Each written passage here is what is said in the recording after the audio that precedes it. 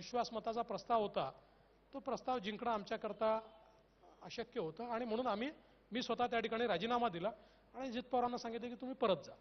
त्यामुळे या सगळ्या घटनाक्रमामध्ये 100% पवार साहेबांना हे सगळं विश्वासात घेऊनच त्याचं प्लॅनिंग झालं होतं.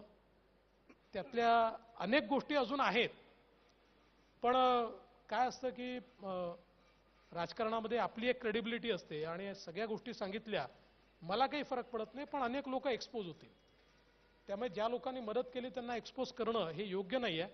म्हणून 3-4 वर्ष जाऊ द्या, मग पुस्तक लिहीन त्याच्यावर. नाही, पण त्या दुसऱ्या दिवशी सकाळी लगेच सगळे शरद पवार वाय.बी. चव्हाण सेंटरला येऊन बसले, मीटिंग सुरू झाल्या, सगळ्यांना बोलवून घेतलं, कोण दिल्लीला गेलंय त्याला वेगळ्या विमानाने आण म्हणून सांगितलं. हे सगळं का केलं मग? अजित पवारांना व्हिलन करण्यासाठी?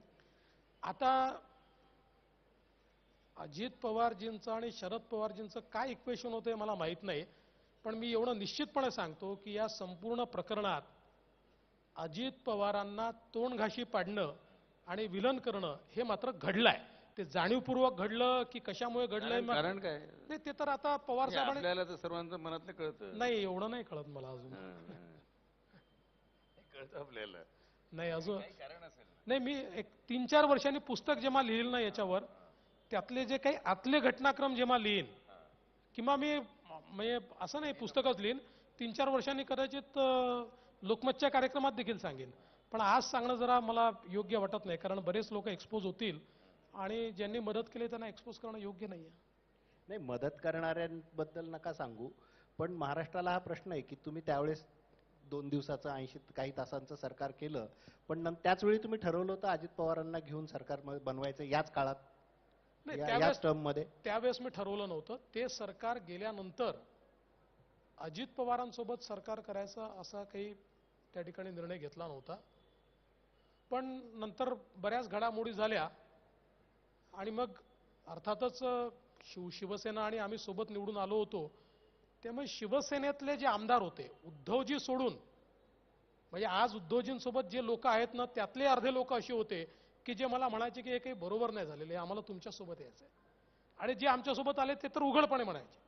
त्यामुळे त्यांच्या सगळ्यांच्या मनात हे पहिल्या दिवशीपासून होतं की हे जे काही घडलं हे योग्य नाही आहे, आपल्याला बीजेपी सोबतच जायला पाहिजे होतं, बीजेपी सोबतच आपलं अस्तित्व आहे असं ते सगळे मानत होते. आणि त्यामुळे मला असं वाटतं की ती जी भावना होती ती नंतर कन्सॉलिडेट होत गेली आणि त्यातनंच मग परिवर्तन घडलं. नाही, पण आता नवीनजी, हा जो मुद्दा आहे आपला,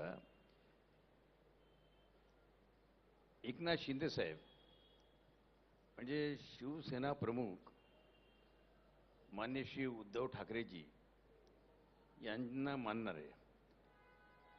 आपण काय केलं असं की ज्याच्यामुळे ते कम्प्लीट म्हणजे बटालियन घेऊनच इकडे येऊन गेले? मला तसंच आपण शरद पवारांकडून कम्प्लीट दादांना पूर्ण म्हणजे ते टीमच घेऊन इकडे आले, ते एकटेच राहून गेले तिकडे. बघा, मी शिवसेनेबद्दल एवढंच म्हणेन, मला काहीच करायची आवश्यकता पडली नाही. उद्धवजींनी जे जे केलं त्याच्यामुळे त्यांचे लोक त्यांच्यापासून दूर होत गेले. ज्या प्रकारची वागणूक लोकांना मिळाली, ज्या प्रकारचे निर्णय त्यांचे होते, त्यातनं कुठेतरी एक अस्तित्वाचा प्रश्न हा